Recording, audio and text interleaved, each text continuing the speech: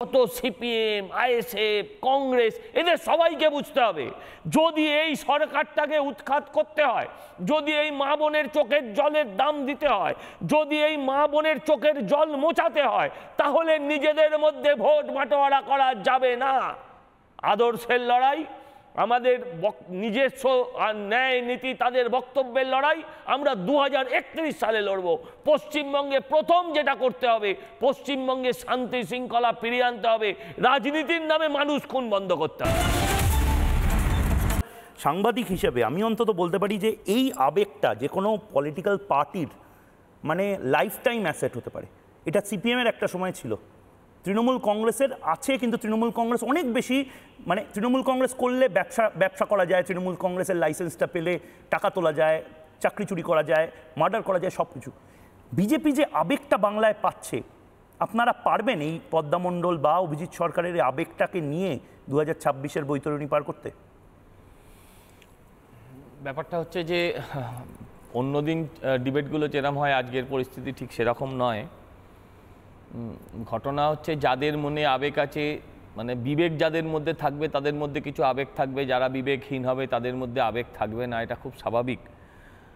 মানে এটা ভাবতে কষ্ট হয় যে আমি যেখানে বসে আছি আমার পাশে একজন স্বামীহারা, একজন ভাইহারা, দুটো মানুষ আমার পাশে বসে রয়েছে। আপনারা যে লাইভটা দেখাচ্ছিলেন, আপনারা হয়তো জানেন, যারা জানেন না তাদের জন্য জানাই, ওই লাইভটা কিন্তু অভিজিৎ শেষ করতে পারিনি। ওই লাইভটা ফেসবুকের অভিজিৎ শেষ করতে পারিনি, তার মধ্যেই তাকে শেষ করে দেওয়া হয়েছে।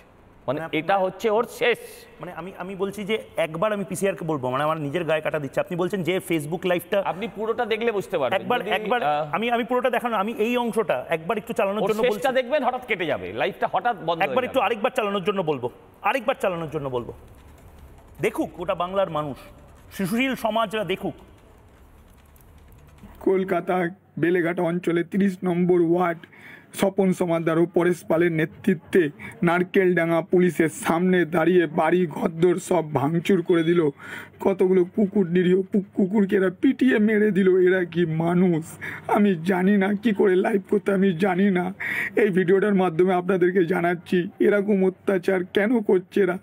যে জিতুক, যেভাবে রাজনীতিকে সাপোর্ট করুক, আমার কোনো আপত্তি নেই। মুড়ি মুড়কির মতন বোম ফেলছে, মুড়ি মুড়কির মতন এরা কুকুরদের মারছে। আমার ঘরদোর সব, গাড়ি ঘরদোর সব ভাঙচুর করে দিল, এনজিও অফিস ভাঙচুর করে দিয়েছে।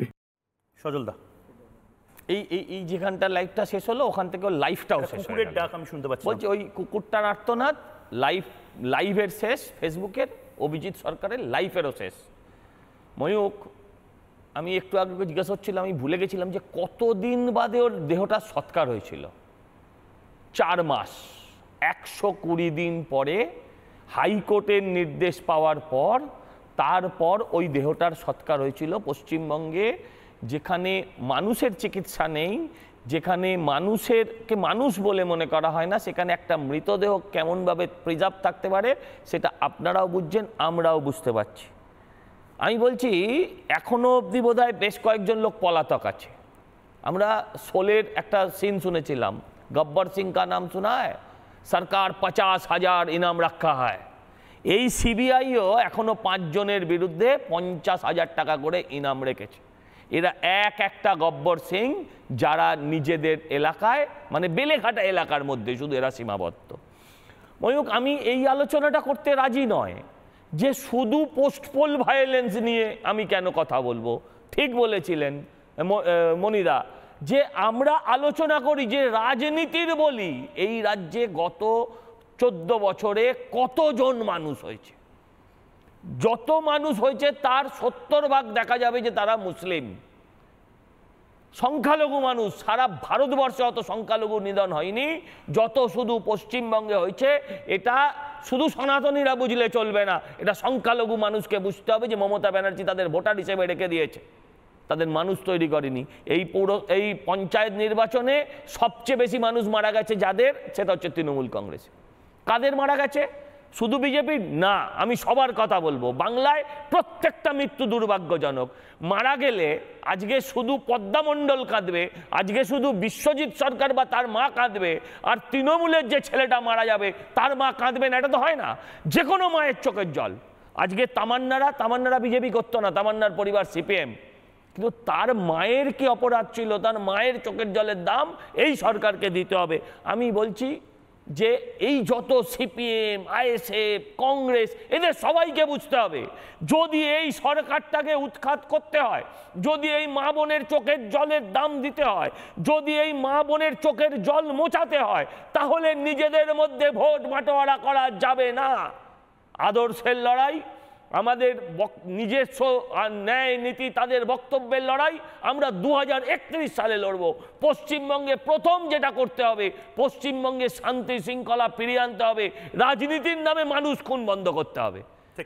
এটা নয় যে বিজেপি সরকার ক্ষমতায় এলে পরে আর একটাও খুন হবে না, কিন্তু সেই খুনে সরকারের কোনো ভূমিকা থাকবে না, যে এটাকে ছোট ঘটনা, মিথ্যে কথা, সাজানো ঘটনা এই ধরনের। প্রকৃত তদন্ত হবে। আজকে আপনি বলুন না, পদ্মা মণ্ডল 5 বছর বাদে সিবিআই পেয়েছে। যে সরকার প্রমাণ লোপাট করে, আমি যেটা অভয়ার ক্ষেত্রেও দেখেছি, 4 দিন সরকার দায়িত্ব নিয়ে প্রমাণ লোপাট করেছে। একটা ডাক্তার, আপনাকে যদি একটা বলি মেডিকেল সার্টিফিকেট লিখুন, আপনি ভুল লিখবেন, কিন্তু একজন ডাক্তার যদি একটা ফলস মেডিকেল সার্টিফিকেট লাগে, সেখানে ভুল রাখবে না। ঠিক সেরকমভাবে পুলিশ যাদের কাজ ছিল প্রমাণ বার করা, তারা দায়িত্ব নিয়ে যখন প্রমাণ লোপাট করে, তখন সেই প্রমাণের ওপর ভিত্তি করে আগামী দিন সিবিআই কতটা তদন্ত করতে পারবে আমার সন্দেহ আছে। একটা কথা শেষ করে নি, এই যে বলছিল না মনিদা জামিন পেয়ে যাক, হাইকোর্ট হচ্ছে, এরপর সুপ্রিম কোর্ট হবে। অভিজিৎ সরকারের আত্মা ওপর থেকে দেখছে, বিশ্বজিৎ সরকার সেখান থেকে শক্তি নিয়ে, ভারতীয় জনতা পার্টি তাদের সঙ্গে আছে।